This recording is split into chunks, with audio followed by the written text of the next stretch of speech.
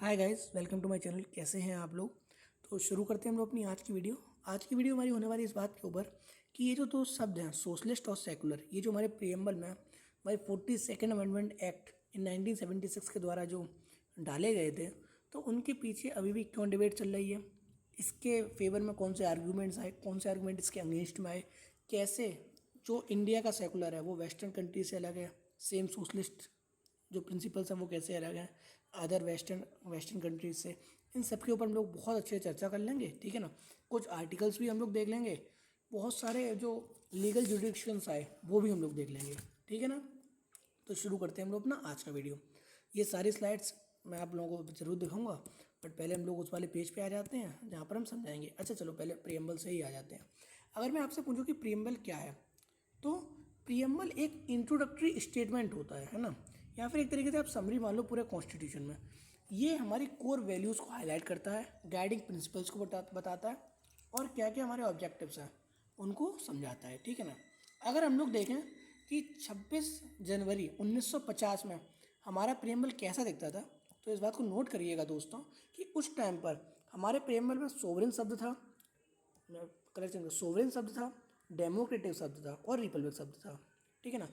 तब socialist and secular शब्द नहीं हुआ करता था। सोशलिस्ट और सेकुलर शब्द कब आया, मैंने आपको बताया कि 42nd अमेंडमेंट एक्ट 1976 के द्वारा इसको प्रियम्बल में डाला गया। इसी के साथ साथ एक और शब्द था, वो भी नहीं था दोस्तों शुरुआत में, वो था इंटीग्रिटी, ठीक है ना। इंटीग्रिटी शब्द भी नहीं था। ये तीन शब्द थे, सोशलिस्ट, सेकुलर एंड इंटीग्रिटी। ये शब्द 1976 में 42nd अमेंडमेंट एक्ट के द्वारा डाले गए। ओके, इतनी चीज़ क्लियर है। अच्छा, आप एक चीज़ और देख रहे होंगे कि ये फोटो आपने पहले देखी सी लग रही होगी, है ना। कैसे? ये एनसीईआरटी की आप कोई भी बुक खोलोगे ना, 6 क्लास से लेकर 12th क्लास तक की, ठीक है ना, वहाँ का प्रीफेस के जो बाद वाला पेज होता है उसमें यही चीज़ छपी हुई होती है, ठीक है ना। तो आप देखिए कि एक तरीके से हर किसी ने तो कॉन्स्टिट्यूशन नहीं पढ़ा है, लेकिन ज़्यादातर लोगों ने ये प्रियम्बल जरूर देख रखा है, ठीक है ना। तो इस वजह से और इसके पीछे डिबेट है, ठीक है ना। फिर हम लोग बात कर लेते हैं कि जो सेकुलरिज्म शब्द है ना, या फिर सोशलिस्ट शब्द है, वो इंडिया में और वेस्टर्न में क्या अंतर है, ठीक है। तो हम लोग सबसे पहले सेकुलर के बारे में बात कर लेते हैं, ठीक है। सबसे पहले वेस्टर्न वाला इधर डाल लेते हैं, सबसे पहले वेस्टर्न डाल लेते हैं और इधर डाल लेते हैं इंडियन वाला, ठीक है। अब देखिए, वेस्टर्न वाले में स्टेट और रिलीजन के बीच में एक बहुत ही ब्रॉड दीवार बना दी गई है। कैसे? कि स्टेट कोई रिलीजन को फंड नहीं दे सकता है, ठीक है। स्टेट किसी भी मुद्दे में नहीं बोल सकता रिलीजन के, सेम रिलीजन भी किसी मुद्दे में नहीं बोल सकता है स्टेट के। ओके, इन्होंने ये दीवार को इतना रिजिड कर दिया है कि स्टेट और रिलीजन एक दूसरे से बिल्कुल सेपरेट हो गए हैं। इन्होंने स्टेट को रिलीजन को बिल्कुल सेपरेट कर दिया, ठीक है। But in the case of India, state और रिलीजन के बीच में ये दीवार इतनी ब्रॉड नहीं है, एक नैरो दीवार है, ठीक है ना। ऐसा क्यों? स्टेट बोलता है कि हम रिलीजन के मुद्दे में बिल्कुल नहीं बोलेंगे, लेकिन जब हमारी ज़रूरत होगी तो हम इंटरफियर भी करेंगे, ठीक है ना। तो आप देख रहे होगे ये एक बहुत फ्लेक्सिबल रिश्ता है स्टेट और रिलीजन का। कैसे? जैसे अगर हम लोग बात करें 3 तलाक की, ठीक है ना। अब देखो 3 तलाक एक रिलीजियस मुद्दा है, लेकिन क्योंकि लोगों के वेलफेयर के लिए ज़रूरी था स्टेट का वहाँ पर इंटरफेयर करना, तो स्टेट ने इंटरफेयर किया और 3 तलाक को बंद किया, ठीक है ना। सेम ऐसे ही सती प्रथा हो गई, ठीक है ना, उसको भी बंद किया, चाइल्ड मैरिज भी बंद करी, है ना। तो ये सारे रिलीजियस मुद्दे थे, लेकिन किसने संभाला? स्टेट ने संभाला आके। तो आप देख रहे हो कि वेस्टर्न में एक बहुत बड़ी दीवार है और स्टेट की, और इंडिया में बहुत एक नैरो दीवार है, ठीक है। सेम चीज़ जाती है सोशलिज्म के भी ऊपर, ठीक है। आप अगर वेस्टर्न में देखोगे ना सोशलिज्म क्या है, तो वहाँ पर सोशलिज्म बात करता है डिस्ट्रीब्यूशन ऑफ वेल्थ की, ठीक है ना, कि आप लोगों को उनकी नीड के हिसाब से पैसे बांट दीजिए। मतलब काम के हिसाब से नहीं वहाँ पैसे मिल रहे, वहाँ नीड के हिसाब से पैसे मिल रहे हैं। ये है वहाँ का सोशलिज्म, कि वहाँ पर है डिस्ट्रीब्यूशन ऑफ वेल्थ। लेकिन इंडिया में क्या है? इंडिया में ये है कि सोशली सबको इक्वल करो, ठीक है ना, सबका अपलिफ्टमेंट करो और इस लायक बनाओ कि वो सोशली आगे बढ़ सके, ठीक है ना, सोशली एम्पावर हो सके। ये है इंडिया का सोशलिज्म। तो इसको हम लोग नॉर्मल बोल सकते हैं, एम्पावरमेंट का सोशलिज्म है ये, ठीक है ना, ये चीज़। तो आपको समझ में आ गया कि सेकुलरिज्म और सोशलिज्म इंडिया के कॉन्टेक्स्ट में क्या है और वेस्टर्न के कॉन्टेक्स्ट में क्या है, ठीक है ना। अब हम बात कर लेते हैं कि सेकुलरिज्म प्रिंसिपल्स के बारे में, ठीक है। सेकुलरिज्म इन इंडियन कॉन्स्टिट्यूशन, है ना, या फिर कौन कौन से प्रिंसिपल जो पहले से दे रखे हैं। आप देखते हो कि आर्टिकल 14 है, ठीक है ना, इसी जैसा आर्टिकल 15 या 16 है, ठीक है ना। आप देखो आर्टिकल 14 है, वो इक्विटी बिफोर द लॉ के बारे में बात करता है, इक्वलिटी बिफोर द लॉ के बारे में, ठीक है ना। आर्टिकल 15 और 16 है, वो discrimination on the ground of religion के बारे में बात करता है, ठीक है।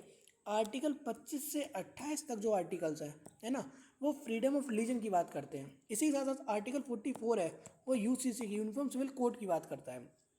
तो आप देखिए कि सेकुलरिस्ट प्रिंसिपल जो है वो हमारे जो कॉन्स्टिट्यूशन है उसमें तो पहले से ही है ना। यही चीज़ जो वो लोग थे ना, जो इसके आर्गुमेंट देते हैं इसके अगेंस्ट में, वो भी यही बोलते हैं कि जब ये पहले से तो फिर प्रियम्बल में क्यों डाला गया, ठीक है। इसके ऊपर भी हम आएंगे। फिर हम लोग कुछ सोशलिस्ट प्रिंसिपल के भी ऊपर बात कर लेते हैं। आप अगर सोशलिस्ट प्रिंसिपल देखो तो वो पार्ट 4 में है ना, डीपीएसपी के, जहाँ पर हम लोग बात करते हैं। अब सेम चीज़ जब पहले से तो फिर उसमें क्यों डाला गया, ठीक है। ऐसे ही कुछ की डेलिमास भी थे हमारे पास जब हम लोगों ने इन वर्ड्स को ऐड किया, ठीक है ना। तो अंबेडकर जी कहते हैं कि अंबेडकर जी का कहने का मतलब ये था कि अगर आपने ये चीज़ डाली, ठीक है ना, सेकुलरिज्म सब डाला, तो हम लोग किसी को ना एक तरह के डिक्टेट नहीं कर सकते हैं, ठीक है ना। किसी को रिस्ट्रिक्ट नहीं कर सकते हैं कि आप इस रिलीजन को फॉलो करो या नहीं करो, ठीक है ना। अच्छा हाँ, एक चीज़ मैं आपको बताना भूल गया कि हमारे यहाँ के सेकुलरिज्म में क्या है। हमारे यहाँ पर सेकुलरिज्म का मतलब ये होता है कि हर एक रिलीजन को इज्जत देना, ठीक है ना। ये मतलब नहीं है कि बिल्कुल अलग कर देना अपने आप को। अब देखो वेस्टर्न कंट्रीज़ क्या है, हम ज़्यादातर वहाँ पर एथिस्ट लोग हैं, ठीक है ना, जो कि पूजा पाठ या फिर भगवान को नहीं मानते हैं। बट इंडिया में आप देखो कि कदम कदम पे रिलीजन चेंज हो जाता है। जैसे मुस्लिम भी हैं, हिंदूज़ भी हैं, सिखिज़म भी हैं, क्रिश्चियंस भी हैं, जैनिज़्म भी हैं, है ना, जोरास्ट्रियंस भी हैं, पर्सियंस भी हैं। तो अलग अलग कल्चर हैं, ठीक है ना। तो उन सबका रेस्पेक्ट करना हमारे यहाँ का सेकुलरिज्म है, ये चीज़ है, ठीक है ना। इस चीज़ को ध्यान रखिएगा, ठीक है। तो इसीलिए अम्बेडकर ने कहा कि हम लोग ना स्टेट को रिलीजन को बहुत दिनों तक अलग नहीं कर सकते, ठीक है, या फिर स्टेट इन्फोर्स नहीं कर सकता कि हम लोग सेकुलरिज्म को फॉलो करें ही करें, ठीक है ना।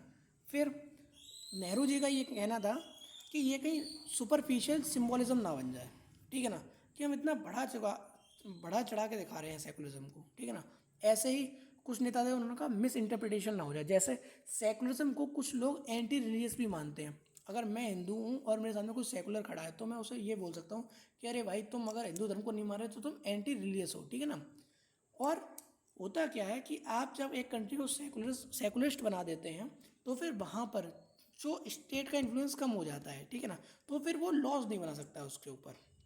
जैसा हमने देखा वेस्टर्न में जब अलग अलग कर लिया गया ना स्टेट को रिलीजियस को, तो वो बहुत दृढ़ दीवार बन गई थी। लेकिन यहाँ पर नीड थी लेजिस्लेटिव फ्लेक्सिबिलिटी की। इसीलिए हमने कहा कि जहाँ ज़रूरत होती है वहाँ इंडिया का जो सेकुलरिज्म है वो फ्लेक्सिबल हो जाता है। तो वहाँ पर जो स्टेट है वो रिलीजन मामले में बोल सकता है, ठीक है ना।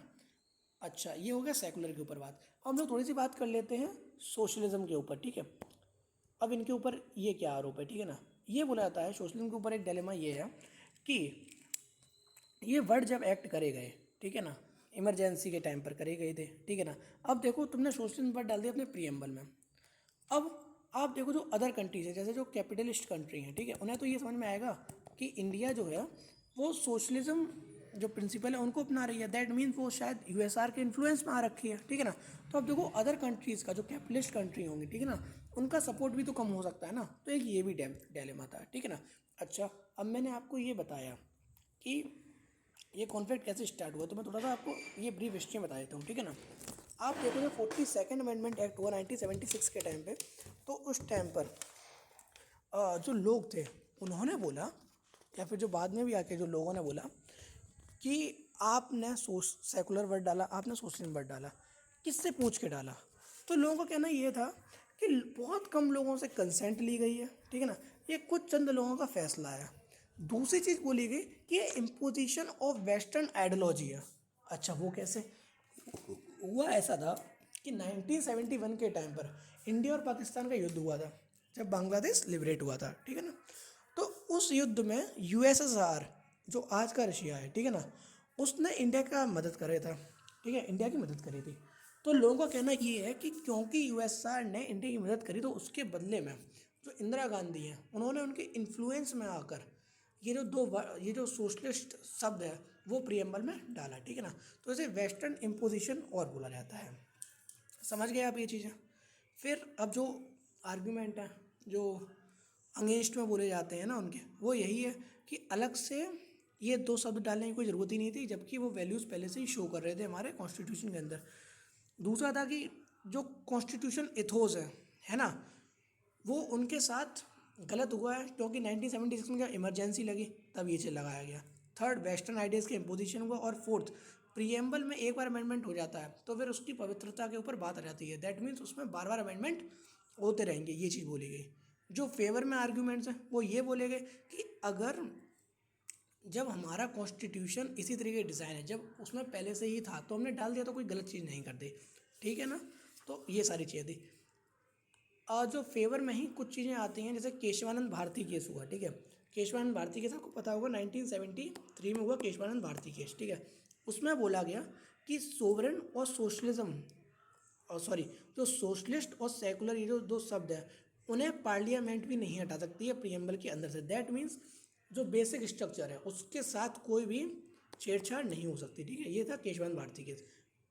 एक और केस आता है जो था SR Bommai versus Union of India case. ये हुआ था 1994 में, ठीक है। आप चिंता मत करिएगा, मैंने स्लाइड बना रखी है, ठीक है। SR बोमानी वाले केस में बोला जाता है, SR बोमानी वाले केस में बोला जाता है कि जो सेकुलरिज्म है, ठीक है ना, ये बेसिक फीचर है इंडियन डेमोक्रेसी का, दैट मीन्स हम नहीं हटा सकते। तीसरा केस आता है मिनर्वा मिल्स केस। ये हुआ था 1980 में, Minerva mills versus Union of India, ठीक है। इसमें बात हुई थी सोशलिस्ट ऑब्जेक्टिव्स की, जो कि DPSP में दे रखे हैं, ठीक है ना, और ये फंडामेंटल है हमारे कॉन्स्टिट्यूशन के अंदर, ओके। इसमें एक बात और बोलेगी, जो आर्टिकल 39 है, आर्टिकल 39 है बी और आर्टिकल 39C, ठीक है ना, ये दोनों स्टेट के वेलफेयर के लिए, ठीक है, आर्टिकल 14 को और आर्टिकल 19 को अपहोल्ड कर सकते हैं, ठीक है ना। कैसे? ताकि उससे सोशलिज्म बढ़े और इकोनॉमिक जस्टिस मिले, ठीक है ना। एक चौथा केस था, ये बहुत रिसेंट केस है, 2024 का ही ये केस है। ये था doctor Balram Singh versus Union of India, ठीक है। इसमें बोला गया कि जो इसमें बोला गया कि जो वर्ड्स हैं सोशलिस्ट और सेकुलर उसको नहीं हटाया जाएगा। सेकेंड चीज़ ये बोलेगी उनकी जो पेटिशन थी उसको भी डिसमिस कर दिया गया था, ठीक है।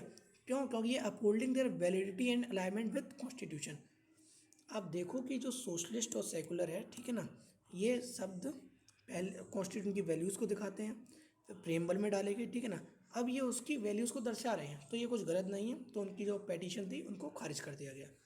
ये सारी चीज़ें थी इन दो वर्ड के पीछे, और जितनी मुझे बतानी चाहिए थी, जितनी आपकी यूज़ की थी वो मैंने आपको बता दी है। अब आप ये वाली स्लाइड्स देख लीजिए, ठीक है ना। तो फिर इससे क्या होगा कि आपको आसानी होगी चीज़ों को रिवाइज करने में। आप स्क्रीनशॉट चाहते हो तो स्क्रीनशॉट ले सकते हैं, ठीक है। ये पूरा क्यों डिबेट है, ये सारी प्रियम्बल क्या होता है देखिए, पूरा मैंने दे रखा, पीछे प्रियम्बल की फ़ोटो भी है, देखिए जस्टिस, लिबर्टी, इक्वलिटी, फ्रेटर्निटी, इन सब के बारे में है ना। फिर देखिए सेकुलरिज्म का मतलब क्या होता है इंडियन कॉन्टेक्स्ट में। एट द सेम टाइम मैंने आपको बता दिया कि सोशलिज्म का मतलब भी क्या होता है इंडियन कॉन्टेक्स्ट में, ठीक है ना। देखिए नो इंटरफेरेंस होगा, है ना। फिर ये सारी चीज़ें आप लोग देख लीजिए, ठीक है। Secularism before 42nd amendment act कैसा था वो भी मैंने बता दिया कि पहले से ही था हमारे क्वेश्चन के अंदर, ठीक है। आर्टिकल 14, 15 इन सब में दे रखा था, ठीक है। की डेलेमास जो थे, ये BR अम्बेडकर वाला, नेहरू वाला, ये सारा मैंने बता दिया, ठीक है। ये आप देखिएगा। फिर आर्ग्यूमेंट्स फेवर में कौन से थे, अगेंस्ट में कौन से थे, ये सारी चीज़ें अभी, ठीक है ना।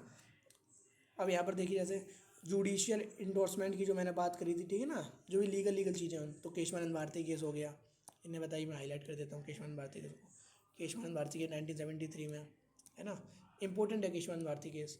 फिर मिनर्वा मिल्स केस आ जाता है, SR बोमानी वाला केस आ जाता है 1994 वाला। फिर यहाँ पर एक केस आ जाता है doctor Balram Singh versus Union of state, ठीक है ना, तो ये वाला आप देख लीजिए। फिर आर्गूमेंट अगेंस्ट में कौन से थे देखिए, ठीक है ना। फिर कंक्लूज़न आ जाता है हमारा, इसके साथ हमारा वीडियो ख़त्म हो जाता है। ये हमारा प्यारा सा प्रियम्बल है। कोशिश करिएगा इनके सारे वर्ड्स आप देख लें, जस्टिस, लिबर्टी, इक्वलिटी, फ्रेटर्निटी, है ना, इस चीज़ को पढ़ें एक बार। और यहाँ पर हमारा स्लाइड आ जाती है। Thanks for watching and good bye.